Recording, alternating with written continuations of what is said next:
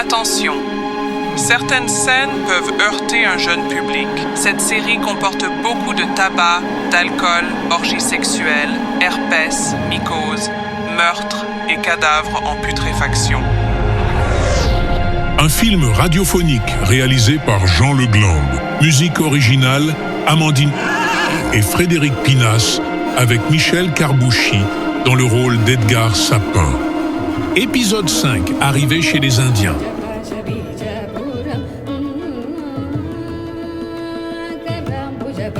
L'ingé son. Quoi? C'est quoi cette musique? T'as lu le script? C'est un western, pas Indiana Jones, c'est le Top Body. Dr. Jones! Dr. Jones! Oui, les mélunes. Dr. Jones! Y'a comme des petits biscuits secs sous nos pieds!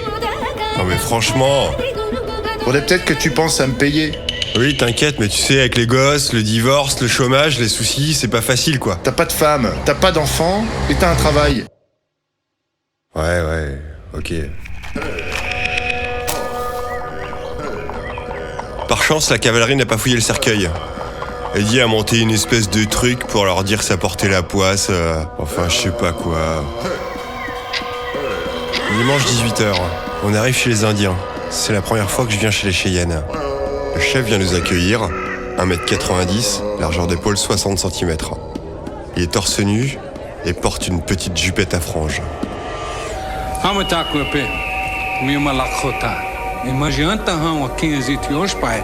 Bienvenue à l'homme qui couche avec des dames qui ressemblent à des bisons. Oui, j'ai pris Cheyenne en deuxième langue à la CIA. Un bison? Un petit bison.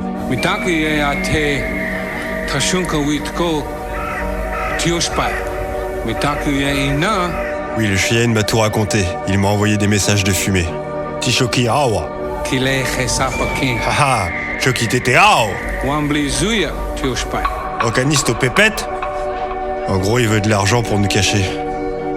Nakuna kakunte, Ishikoka pépette. Je lui propose $3, une fortune pour ces braves gens qui vivent en slip. Te fous pas de ma gueule, Rapido Plancha. Il veut $10 000. On peut plus arnaquer personne. Nakuika. Nakuchika et ouais, pépette.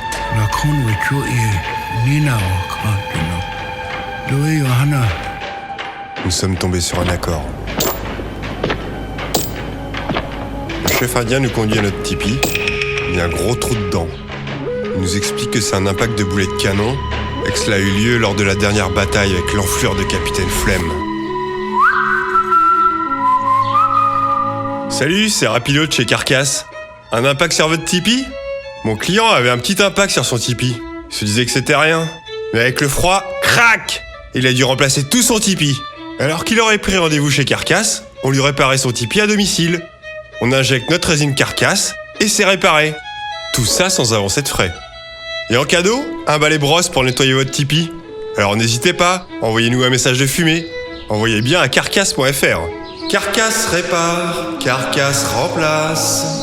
Dommage, je n'ai pas ma résine Carcasse sur moi. Ouais, j'ai fait les petits boulots quand j'étais jeune. On pose nos affaires dans le tipi, on a amené de l'eau de feu et nous allons fumer le calumet de la paix autour du totem en dansant et chantant des chants débiles pour appeler les esprits. Il faut aussi qu'on se peigne le visage et qu'on s'habille comme eux, en petites jupettes à franges. La honte. Habillés comme des bonnes femmes. Ça te va bien et ça te change de ton pantalon mexicain dégueulasse. Haha, Ellie, on dirait quand t'étais déguisé en fée pour le carnaval. Tu sais, pour le braquage de Santa Fe, là, et que t'as pris 3 ans. Ta gueule.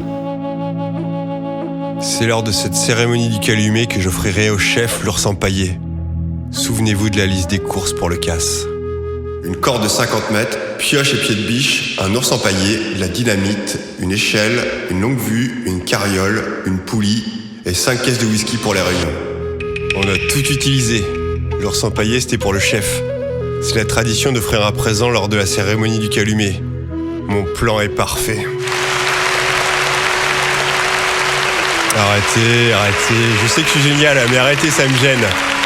Et je voudrais aussi remercier Peste, qui m'accompagne au quotidien et sans qui rien ne serait possible. On se rend à la cérémonie du calumet habillé en indien. Le chef me dit qu'il y a un autre Français qui se cache dans la tribu, un terrassier. Je vais le voir. Bonjour, je me présente, Sapin Edgar. Edgar avec un... non, rien. Et je suis de Paris. Bonjour, moi c'est Dupont Xavier, mais Dupont avec un D comme... Comme du con. Pardon, ça m'a échappé. Et je suis de Ligonnès. Ok, enchanté. Il a une bonne tête, l'honnêteté même, il inspire confiance. Bah oui, il est gentil Xavier, hein. Allez, donne la papate. Fais le beau Xavier. Allez, il veut jouer à la baballe. Oh, ça c'est un bon Xavier ça. Oh oui, donne la papate. Oh, bah. Oh, tout doux. Prends une carotte. Bon, il a l'air un peu soupolé quand même. Bon, vu que t'es français, t'as connu Spéculos le grec ? Ah non. Je vais te citer une liste de noms et tu m'arrêtes si tu connais un nom. Par ordre d'apparition. Pascal la bancale, Séverine la bibine, Benoît le sournois, René le curé, Mathieu de la Murge, Bertrand tête de flanc, John la friponne, Guillaume le fantôme, Raissa di Rara, Mourad le coyote, Floriane la vilaine, Gonzalo le crapaud, Mélania la rouquine, Mathias la vinasse, Olivier le gougnafier. Ah non, je connais personne, pourquoi ? C'était des hommes de main de Spéculos le grec à Paris. Des fumiers. Passons. Bon, allons profiter de cette petite fiesta. Alors comme ça, t'es terrassier ? Ouais, moi j'avais un petit projet pour mes vieux jours. Une maison sur la côte avec du marbre, des colonnes en or, un petit jardin avec des palmiers, enfin rien de foufou quoi. Enfin tu vois l'idée du truc quoi.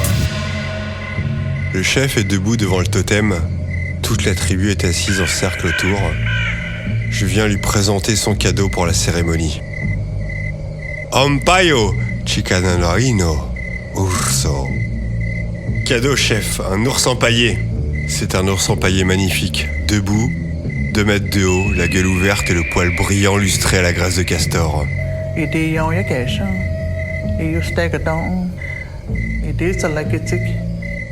La tradition veut qu'on offre un ours en papier, pas un ours empaillé.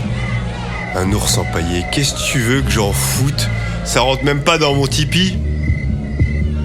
Et t'aurais pu me le dire, le Cheyenne. Je te l'ai dit, mais tu n'écoutes personne. Oui. Oui, l'ingé son. Faudrait que tu te recentres, on comprend plus rien à ton histoire. Et ça part dans tous les sens. Bah, c'est simple. On est arrivé dans la tribu du Cheyenne pour se cacher après le casse, car on est recherché par la cavalerie et les frères Speck, et on va y rester quelques jours pour se faire oublier. Le chef nous a demandé de l'argent pour nous cacher, on s'est déguisé en indien pour participer à la cérémonie du calumet, et j'ai rencontré Xavier, un Français sympathique qui se cache dans cette tribu. À la cérémonie du calumet, j'ai offert un ours empaillé, alors que la tradition veut que ce soit un ours en papier. Tu vois, rien de compliqué. Mais vous, les intermittents, vous abusez du tabaco del diablo. Vous êtes tout mou. Je comprends pas l'histoire. C'est trop dur, gna gna gna gna gna. Y a trop de personnages, je suis perdu. Je suis fatigué, faut que je fasse une sieste. J'ai bossé 1 heure aujourd'hui sans faire de pause. Bon, je suis perdu là. J'en étais où ? Tournez la page. Oh non, pas ça. Non, pitié, pas ça, putain, merde.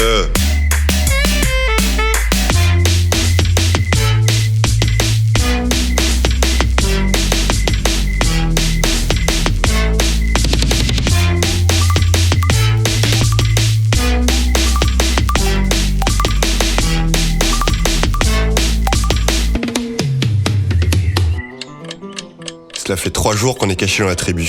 On est toujours déguisés en indien. La journée, les femmes cousent des vêtements, fabriquent des mocassins et décorent des objets avec des perles et des plumes. Et les hommes partent à la chasse, réparent des armes et sculptent des outils. Ils m'ont mis dans le groupe des femmes.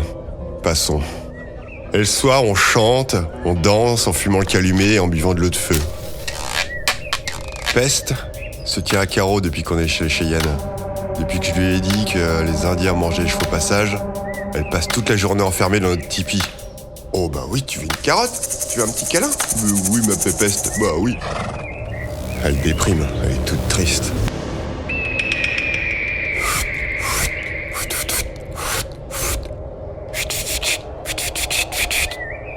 Sinon, j'ai réussi à choper le feu de pied de biche. Une SCO de la tribu voisine et on s'envoie des petits messages de fumée.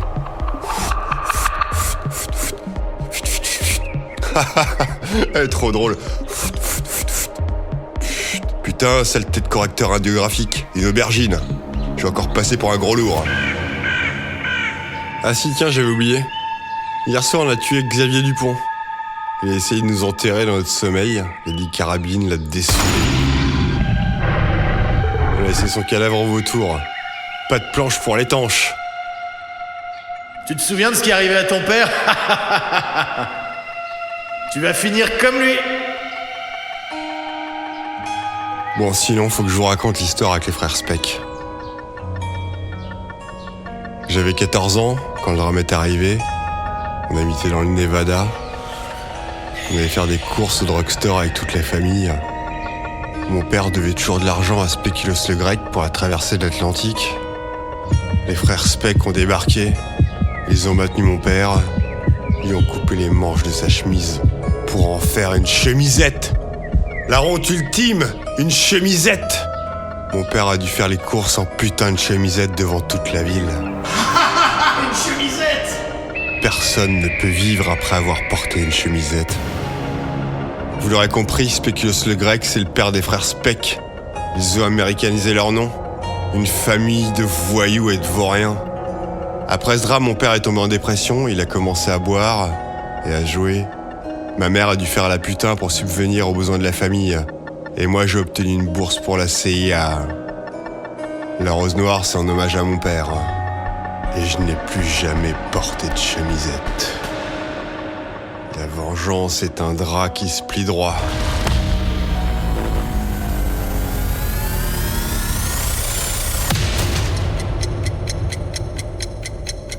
Le grand chef indien vient me voir.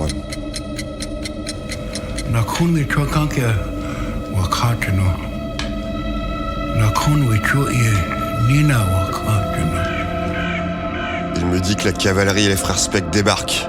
Ils sont à 4 heures de cheval. Les Cheyennes étaient sur écoute. Ils ont intercepté mes messages avec pied de biche. Une aubergine, gros cochon.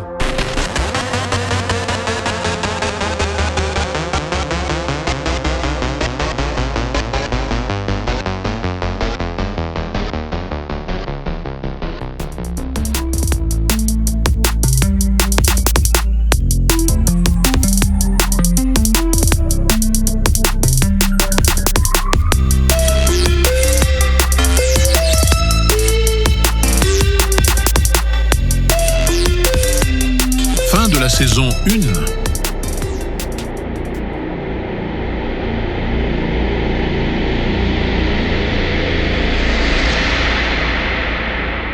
Edgar Sapin va-t-il mourir? Va-t-il se marier avec pied de biche? Ouvrir une boucherie chevaline? Non mais je déconne, peste. J'en pense pas un mot. Enfin, $5, c'est pas rien.